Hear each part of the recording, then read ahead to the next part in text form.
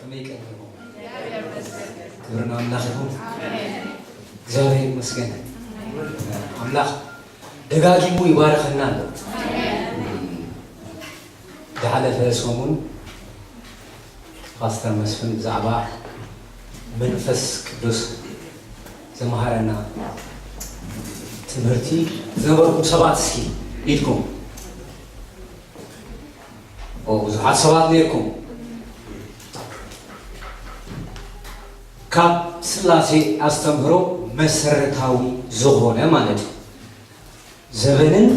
ዘበናትን ተሳጊሩ ንሕና ከማን ኣብ ዘለናዮ ዘመን ተቐቢልናዮ እንደገና ንዝመጽእ ድማ ወለዱ ክነመሓላልፎ ዝተዋሃበና እንታይ መሰረታዊ እምነት እዩ። ስለዚህ ብዛዕባ መንፈስ ቅዱስ ክንሓስብ ከለና እንታይ ኢና ንሓስብ? ብፅሑፍ ተዋሂቡና ኣሎ። እቲ ፅሑፍ ድማ ኩላትና ኣገዛና ክነብቦ ካብኡ ድማ ኣምላኽ ዘምህረና ትምህርተ መንፈስ ቅዱስ ተማሂርካ ትውድኦ ኣይኮነን። ዕድመ ዘመንካ እዚ መፅሓፍ ቅዱስ ጥቕሲ ብጥቕሲ ቃል ብቃል ተትምርምርዎ መንፈስ ቅዱስ ዘይብሉ ስፍራ የለም።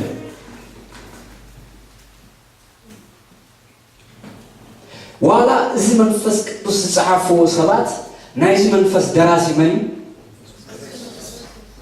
መንፈስ ቅዱስ እዩ። ብዛዕባ መንፈስ ቅዱስ ክንሓስብ ከለና ቃል ኣምላኽ ክንሓስብ ክንክእል ኣለና። ኣብ ዘለናዮ እዋን ናይ ኣመንቲ መረዳእታ ቁሩብ ዘይኮነስ ብብዙሕ ዘቢሉ ኣሎ። ብዛዕባ መንፈስ ቅዱስ ክሓስቡ ከለዉ ሰባት እንታይኦም ዝረኣዮም ትንቢት፣ ተኣምራት፣ ፈውሲ፣ ምግላፅ፣ ኣጋንንት ምፍላይ እዚ ጥራይ ዝረኣዮም ናይ መንፈስ ቅዱስ ስራሕ ዝረኣዮም። መንፈስ ቅዱስ ግን ኣምላኽ እዩ። መንፈስ ቅዱስ ግን ዝሓለፈ ነገር ኣለዎ። መንፈስ ቅዱስ ዘለዓለማዊ እዩ። ብዛዕባ መንፈስ ቅዱስ ክንሓስብ ከለና ኣብ ሂወትና ኣክፋ ሓቢልና ክንሓስብ ክንክእል ኣለና። መንፈስ ቅዱስ ብልሳን ካብ ምዝራብ ዝሓለፈ እዩ። መንፈስ ቅዱስ ንኣመንቲ ካብ ምጽናዕ ዝሓለፈን ኣምላኽ እዩ። ስለዚ ጎይታ ብተደጋጋሚ ይዛረበና ኣሎ። እቲ ትምህርቲ ኣስተቂልኩሞ ተኾንኩም ድሕሪም ዝነበረ ልዕሊም ዝነበረ ኮንፈረንስ ብዛዕባ ደቀ መዝሙር ቀፂሉ ድማ ብዛዕባ ትምህርተ መንፈስ ቅዱስ ኣምላኽ ኣብ ሂወትና እንታይ ክገብር ደልዩሎ ኢልኩም ዶ ተሓቱ? ሓደ ሓቂ ክርድኦ ዝግባአና ኣምላኽ ኣብ ማሕበር ኣምላኽ ወይ ኣብ ቅዱሳን እቲ ልዕል ዝበለ ናይ መንፈስ ቅዱስ ኣሰራርሓ ቅድሚ ምስዳሩ ዝገብር ናይ ቅዱሳን ሂወት ብቃል እዩ ዝልውጦ፣ ብቃል እዩ ዘስተኻኽሎ። ኣምላኽ የዕጥቐና ኣሎ። ኣምላኽ ቃሉ ይህበና ኣሎ። ብዝተፈላለየ መገዲ ይዛረበና ኣሎ። ክነስተብህለሉ ግን ይግባአና ማለት ሲ ክነስተብህል ይግባአና እዩ። ቃል ይመጽእ ኣሎ። ድሕሪ ቃል እንታይ ኣሎ? ተግባር ኣሎ። ስለዚ ክንሓስብ ክንክእል ኣለና። ዘካፍለኩም ክፍሊ እሱ ይኮነ ካብ መልእኽቲ ይሁዳ ዘካፍለኩም ካብ መልእኽቲ ይሁዳ ኣብ ሓድሽ ኪዳን ገጽ 266 ሓንቲ ክፍሊ እያ ዘላት ክሳብ ቁፅሪ 25 መልእኽቲ ይሁዳ እቲ መሰረታዊ ናይ መልእኽቲ ይሁዳ ኣተኣታትዋ ሕፅረ ቢለ ክገልፀልኩም። ይሁዳ መን እዩ? ተመሊሱሉ ሓው ጎይታና ኢየሱስ ክርስቶስ እዩ። ኣብዚ ክፅሕፋ ከሎ ይሁዳ እንታይ ይሁዳ ባርያ ኢየሱስ ክርስቶስን ሓው ያዕቆብን ናብቶም ፅውዓት እግዚአብሔር ኣቦን ፍቁራትን ንኢየሱስ ክርስቶስ እተሓለዉ ምሕረትን ሰላምን ፍቅርን ይብዛሓኩም። يهودا حاو يسوس كريستوسن يقوم كتوانا ماتيوس وانجيل معرف 13 قدري 55 ماركوس 6 قدر 3 ماركوس 3 إزراء كساب 21 يوحنس وانجيل معرف 7 قدر 5 يبرو بقد سالنات يهودا نزي ملختزي نمتى خمس صحافو قرم مبرخ خبكم دحر ما نزغفل زي بمولو يكون يزكافلكم زغفل زي مولو نمهارو كورح اللي عليه لينا سلازم نخلطو خفلي كاب حالي كساب 17 زلو خفلي خمبوه كاب 17 كساب 25 زلو خفلي قد كنزرار بولوينا كبرنا أملاخنا كبرنا منفس قدوشون ناي هودا ملختي قد زبلي نحاسو تمرتي لمكلها استزحف ملختي كنببو يهودا ورا يسوع كريستوس حاوي يعقوبن نابتوم صوعات لእግዚአብሔር አቦን ፍቁራትን ኢየሱስ ክርስቶስ ተሐለውን ምሕረትን ሰላምን ፍቅርን ይብዛሐኩም አብቱም ፍቁራተይ ብዛዕባ ሕብረት ምድሓንን ብኹሉ ቅንዓት ክጽሕፈልኩም ምስ ደለኹ በታ ሓንሳብ ንቅዱሳት ተዋህበት እምነት ክትጋለሉ ጽሒፈ ክምኽረኩም ናይ ግዲ ኾነኒ ገለ ሰባት ካብ ቀደም ንዝፍርድ እዚ ተጻሓፉ ፍርሓት ኣምላኽ ዘይብሎም ንትጸጋ ኣምላኽና ናብ ርኩሰት ዝልውጡ ነቲ ሓደ በይኑ ገዛእን ጎይታን ኢየሱስ ክርስቶስ ዝኽሕዱ ስለ ስሉኽ ኢሎም ኣትየሙኹም ኣለዉ ግና ሓደ ግዜ እኳ ንኹሉ ፈሊጥኩሞ ክነስኹምከ ጎይታን ህዝቢ ካብ ምድሪ ግብፂ ኣድሒኑ ድሓር ነቶም ዘይኣምኑ ከም ዘጥፍኦም ከዘክረኩም እደሊ ኣለኹ ناتهم سفرهم زحلقهم بر معرقهم زحلوا ملأخت القوى بناي زلالم مقاوح دعاء تحت السلمات نتفردي تا عباي معلتي عقلوا مالو كم أول سلمون قمران اتن آب كبارين زنبرا ختماتات كماتاتهم بمجدي زمن زرا الدحر سقا قواناون السعبا بتزوردن قطعات نايزل الالم حاوي نمسكح خويننا الله مسنا إذا زياتهم كم غيرهم بحلمهم كم غيرهم بحلمهم نسقهم يركسون نقويتتن يقاللو نمعركات كبرون يصرفوا له ميكائيل تلك ملائكة جنا بزعبا سدا موسى مسديابلوس تكراخره مستمعوت እግዚአብሔር ይግና ሓደ አብሎ እንበር ፍርዲ ጸፍተኽ ዛረባ ይደፈረ زياتهم جنانت ዘይፈልጥዎ ይጽርፍዎ በቲ በባህሪኦም ከምቶም ማእምሩ ዘይብሎም እንስሳት ገይሮም ዝፈልጥዎ ብኡነታን ርእሶም የጥፍእዎ ኣለዉ መገዲ ቃየስ ስለዝኸዱ ምእንቲ ዓስቢ ብስሕተት በልዓም ጸደፉ ብዕልወት ቆረኸ ኣጠፊኦም እዮም እሞ ወይሎም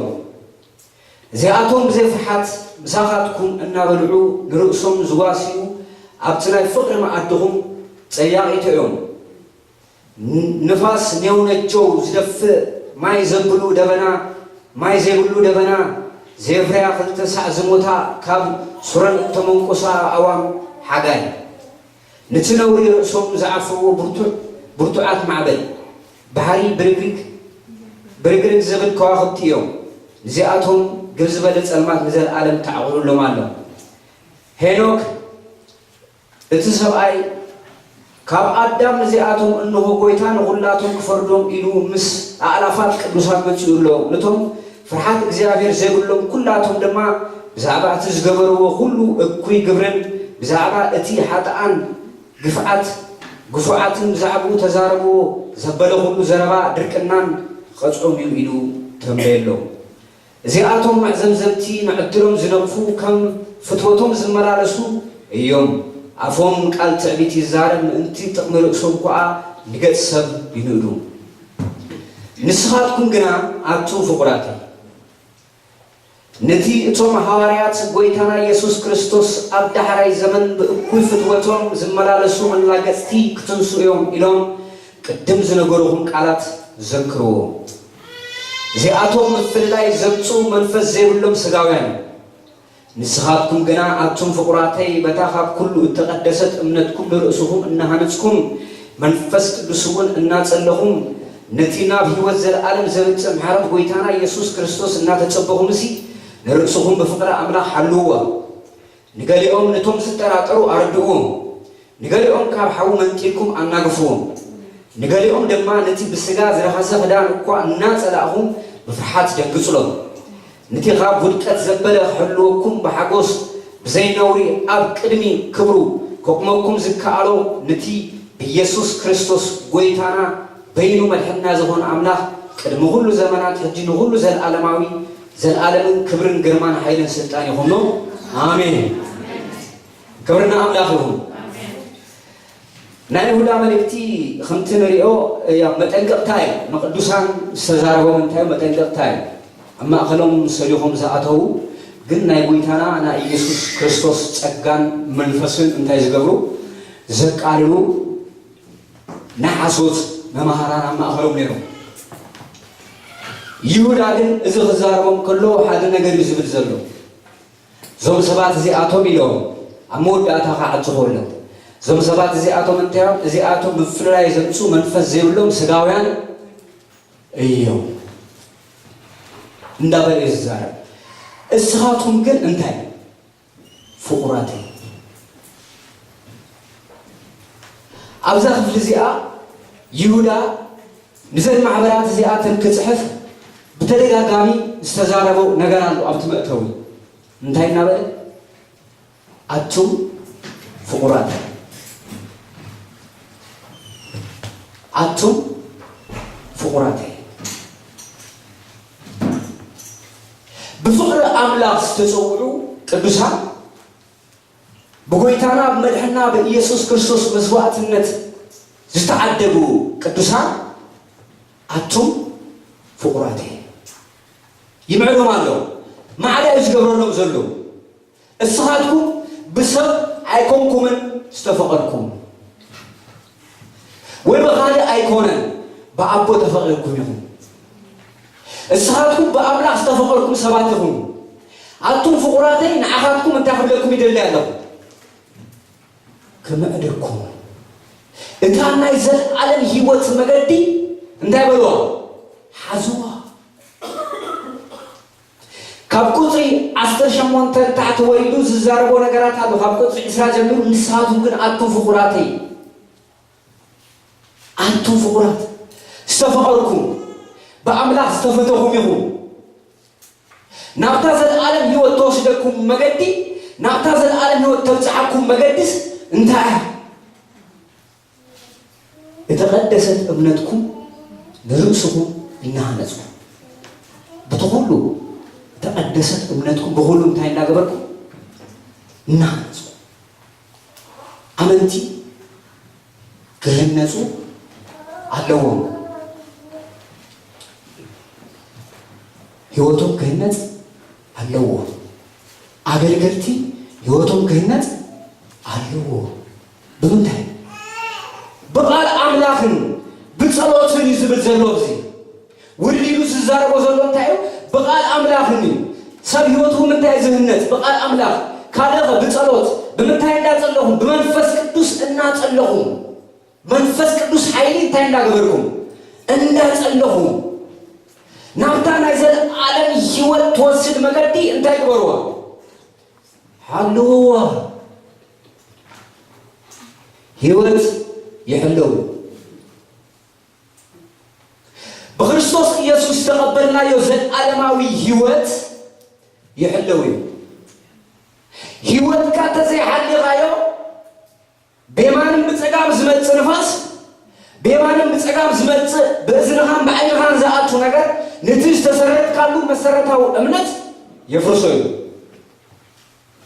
هوايات باولوس ولا نعرف هوايات إسراء نعرف إسراء شعات تنكزارب كله هذا نجار يزارب أنا مسكتكو نزي مواسزي أنت أسكبرو خاطبوا أبتنا حينا أنت سلست عمت فرنا نبعث النفسكو نتي موازن تجري حليو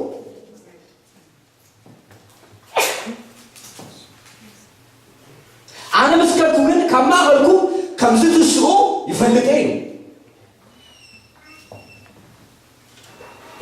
سلازي كابتن كان يجي كاوش يسوت كابتن كان يجي نحاسب تمرتي كابتن كريستيان تاريخ كابتن كفلفلة كاوش يبردك منفس زي الله سناوي بردك إلهم يتسوقهم مستقل أملاك زي قالوا منفس أملاك زي قالوا منفس أملاك زي كذي نخبر أملاك زي كذي ننفسهم نسوقهم من زغبر تجوالات كفتوا مدري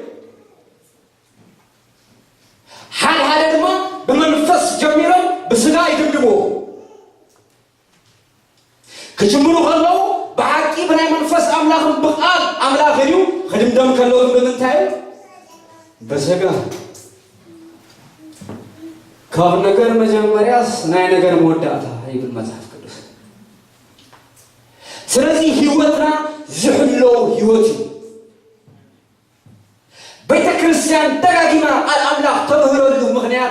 امنتي هيوتهم تاغبري كحلو كابتن ما زبن اززلنا يا زبن حالي ኢንተርኔት አሎ ፌስቡክ አሎ ብዙ አክሰሳት አሎ በስተፈላለ መገዲና ናፍሰል እዝን ዘአትሎ ናፍሰል ህይወት በአይን ዘአትሎ በእዝን ዘአትሎ በስተፈላለ አስተምህሮታት አሎ ካብታ ሐቀኛ ህይወት ቦንቂሩ ይውዛካ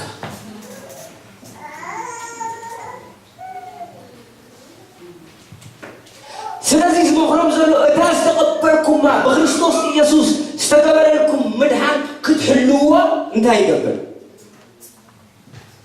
يمعدكم الله زي زي بخريستوس إيسوس استقبلكم يوت حلوه مصحف ቅዱስ كزارك سامو داتا زصنا يدحن ክርስትና ህይወት ጽንዓትን ተጋድሎም ዘልየ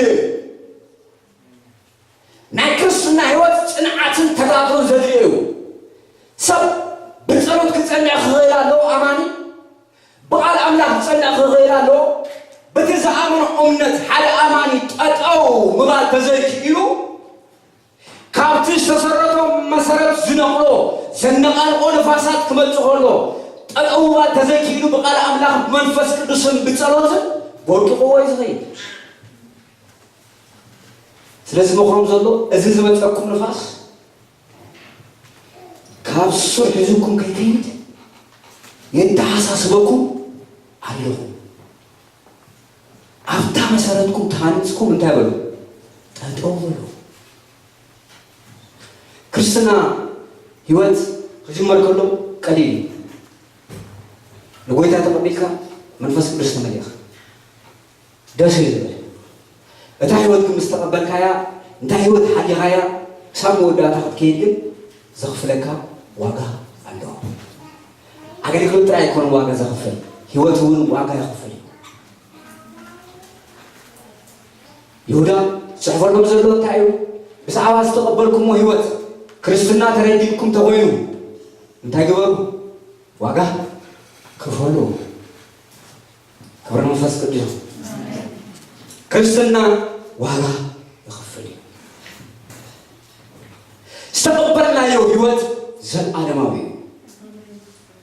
ዝተቀበልናዮ ህይወት ጊዜያዊ ኣይኮነን ዘለዓለማዊ ንዘለዓለም ምስ ኣምላኽ ንረብረሉ ህይወት እዩ ንዚ ህይወት ድማ ክምርትለና የማንን ፀጋምን መሰየ ፀበሐ ጸላኢ ብዝተፈላለየ መገዲ መጽኡ ንዝብ ምንታይ ኢና ነከላኸሎ ቃል አምላክ በመጽናዕን መንፈስ ቅዱስ በመጸለይ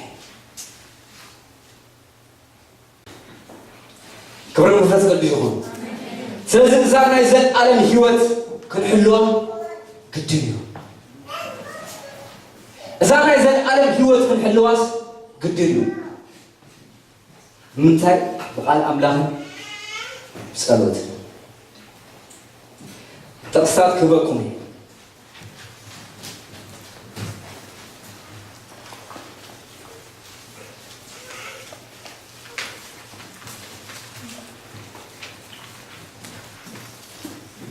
كقطر إسراء زلو تقسي أبراهيم حموشته كاب 10 تقسم 10 4 قدامي بطرس معرف كنت قطر كنت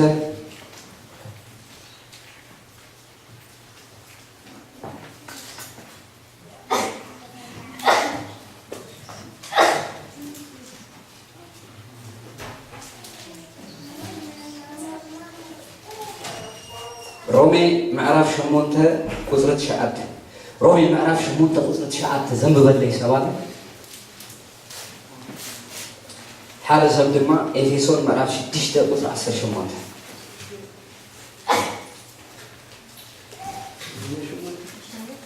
رومي شمونته قطرة شعات قطرة 10 شتشته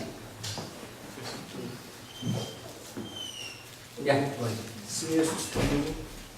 نسخاتكم جنا منفس أملاك هدير منفس أملاك هديركم تتعلم بمنفس إمبر بسرعة أيكون كلن جلهم المنفس كريستوس زي بولوسر جنا نسو ناتو أيكونه كريستوس أبعدكم تتعلم جنا تسجع بسرعة حياة موتي المنفس جنا سلا تبكي هيوتي بك أنا أصدقائها قطري شعات دقمني شعات نسخاتكم جنا منفس أملا هديكم التاليف بمنفس الله إسراء أيكم زلوا انتهيلو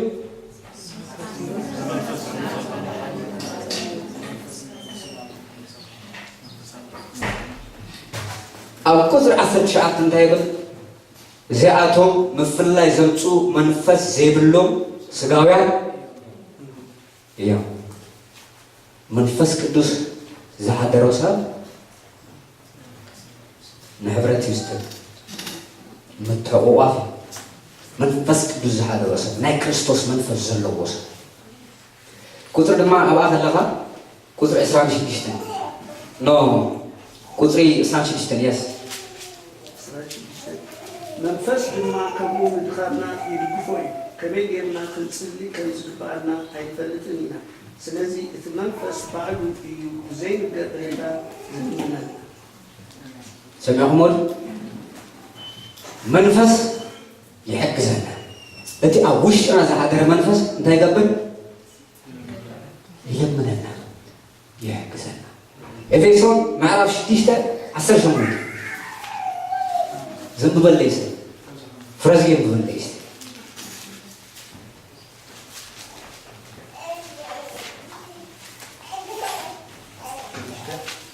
عسر شمول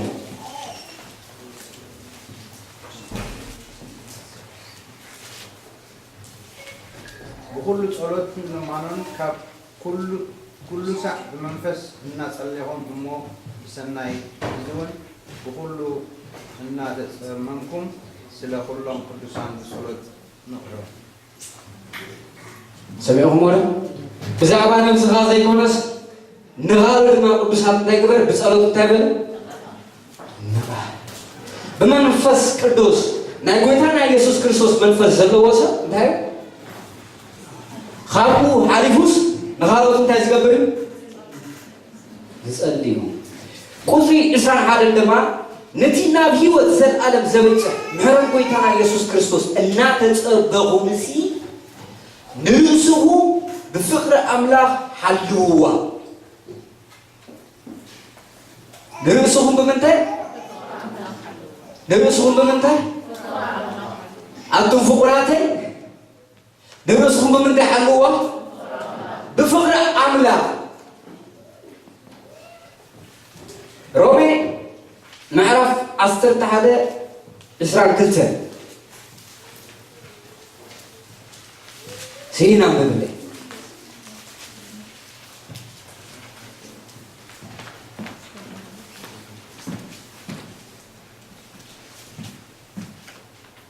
زيارس بارسي ناب أملاك لو حاتم شكران زملكت أبتم زود الله أتم زوج الله يجعلهم نعاقنا أتلو حاتو أنت صنعكس لو حد أملاك أنت زي كونس نسخاون كتقرت إخا أبت أملاك أنت يصنع أبتلو حد أملاك أنت صنعها نعاقا أنت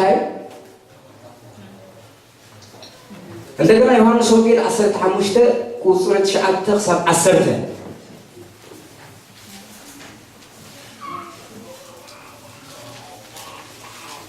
መርሃዊ አበባ ካብ 15 ምዕራፍ 15 ካብ 9-10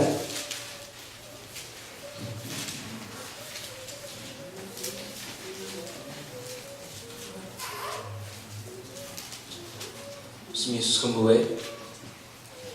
كمتي أبو أفكرني زلو أنا وين كمو أفكركم الله أب فقري تنعو كمتي أنا تأزاز أبوي زحلخو أب فقرو وين تاني أزلخو كمو خا نسخاتكم تأزازاتي انت حلهم أب فقري انت زنعكم تكتنعوا إيهم سمعوا له تسمعوا له بفقر أملاك نفسهم حلوا هيوتك زعلوا بفقري أملاك بتي أقابي زهون فقري بولو زعلوا እንደገና ንገሪኦም ነቶም ዝጠራጠሩ አርድኡ ነቶም በእምነቶም እንታይ ዝብሉ ዝጠራጠሩ ካብ ቃል አምላክ አውፅኹም ተግበሩ አርድኡ ነቲ እምነት መገዲ አርድኡ እንደገና ካብ ትንቢተ ዘካርያስ ክሪና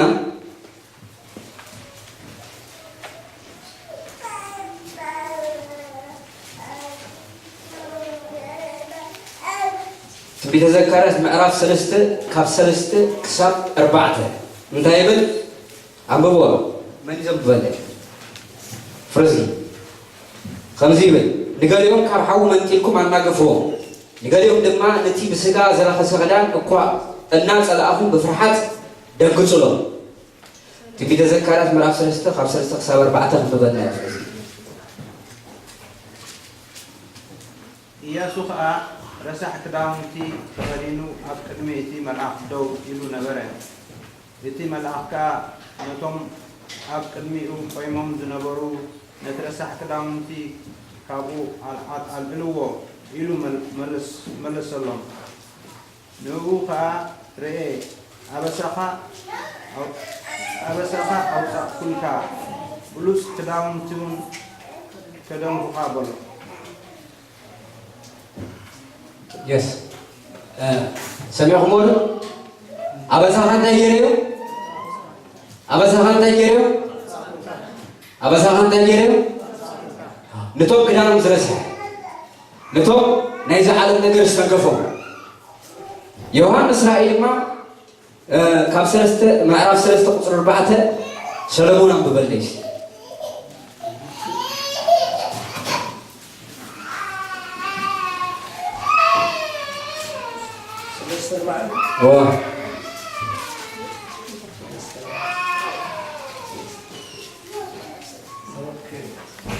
أبصارني سكنا كداونتهم زي تسيقوا حدث سمات اللوحة ساتهم بقعات بيهم أمو سعادة كداونتهم تخدينهم نساي كمال على سوئهم إتزسأل كمو سعادة كداونتي تخدمي أنا ونسمو كامس عفيو أي كفعقون إيه أبكن أبوين أبكن ملأكون بما نسمو كأما نوحي إذن زلاتو منفس لما حبرات زبلان زلو يسمع سمعوا مولو أنت تعالى خدام تستخدم كابتن ናይ ህይወት መጽሐፍ እንታይ ይግበርን ኣብ ሰርዴስ ቤተ ክርስቲያን ካብተን 7 ኣብያተ ክርስቲያናት ዝነበራ ዝተጻሕፈ መልእኽቲ እዩ ኣብ ሰርዴስ ኣብ ኣኻቁባት ሰባት እንታይ ኣለዉ ክዳኖም እንታይ ዘይገበሩ ዘየርስዑ ዘይተጸየቁ ዝተከበኦም ስለዝኾኑ ጻዕዳ ክዳን እንደገና ተኸዲኖም ናብ ኣቦይ ከወስዶም ካብቲ ድማ ህይወት መጽሐፍ እንታይ ይገብሮም እንታይ ይግበሩ እዮም እንታይ ይግበሩ እዮም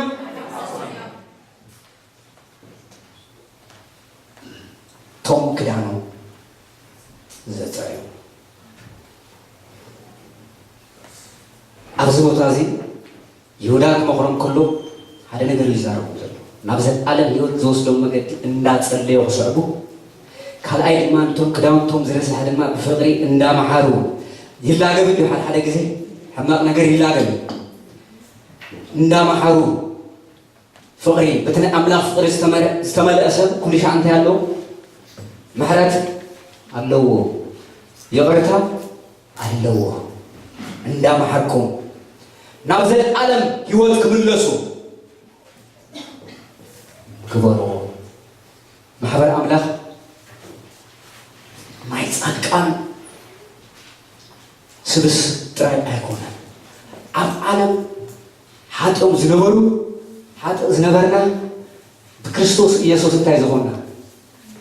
ዝጸደቕና ዝጸደቕናሉ መንፈስ ድማ ብጽድቂ ንኽንነብር ሓይልን ብርትዐን ይህበና እዩ ሓደ ኣማኒ ብክርስቶስ ኢየሱስ ዝኣመነ መንፈስ ቅዱስ ዳግም ዝተወለደ ኣማኒ ንዓለምን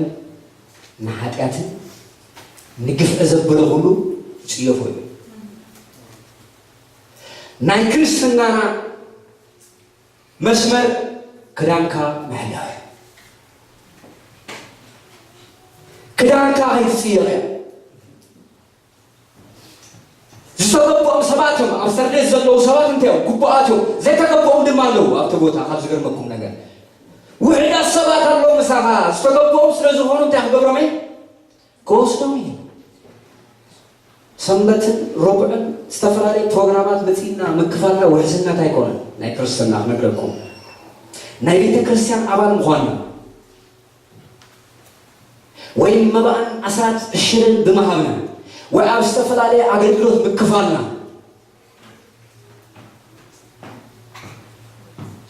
እዚ ንነፍሱ እኹል ኣይኮነን እዚ ንገብሮ ንዓና ተቐዲስና ኢና ንክርስቶስ ብደሙ ተሓፂብና ኢና ስለዚ ዝግባአና ኢና ንገብር ንኽንብል እምበር ናብ መንግስቲ ኣምላኽ ከእትወና ኣይኮነን ስለዚ ክዳኑ ዘርሱ ክዳንና ኸመይ ኣሎ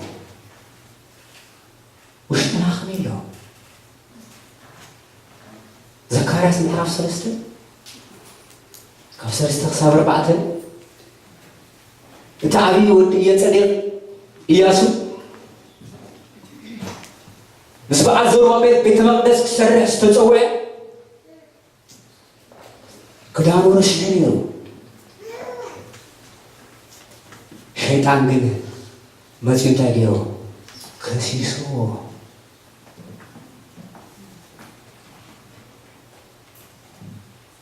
እግዚአብሔር ይገስጽ